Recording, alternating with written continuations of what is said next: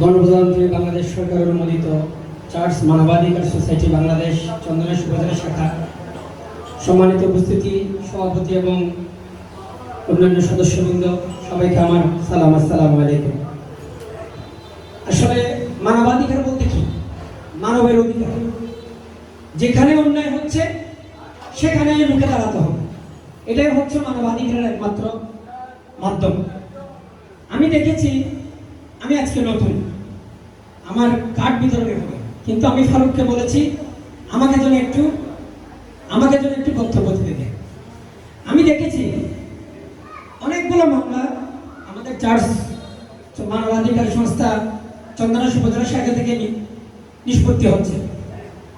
সংঘাত হলেই যে মামলা করতে হবে তা না, সংঘাত হলে মামলা করতে হবে তা না। আমরা মামলায় যাব মানে লয়ারের সহকারী তাদেরকে পেট ফোরানো। আমরা যদি সেটা 5 বছরের জিনিস যদি আমি শর্টকাটে যদি 1 মাসে যদি নিষ্পত্তি করতে পারি, সেক্ষেত্রে আমার চার্চ মানবাধিকার তো একাই 100। চট্টগ্রাম আদালতে লিগ্যাল এইড অফিস আছে, ওখানে গেলে দেখা যায় কি লিগ্যাল এইড অফিসে মামলা করার জন্য একদম বারণ, টাকা ছাড়া মামলা করতে পারে।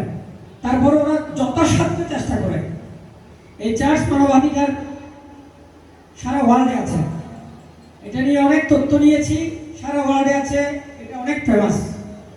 আমাদের সকলকে চিন্তা করতে হবে, যেখানেই সংঘাত সেখানেই চার্চের কর্মীরা এগিয়ে পড়ুন, তাদের সাথে সবাই আছে। অন্যায় দেখবেন, আপনি প্রতিবাদ করবেন। আপনাকে কেউ বাধা দিলে আপনি বলবেন আমি মানবাধিকারের লোক।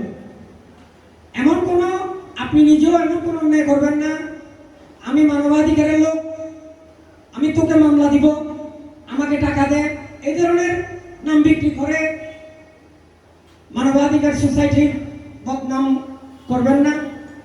সবাই নিজ গুণে, নিজ দায়িত্বে, নিজ কর্মস্থল থেকে যেভাবে পারেন সহযোগিতার হাত বাড়িয়ে দিবেন।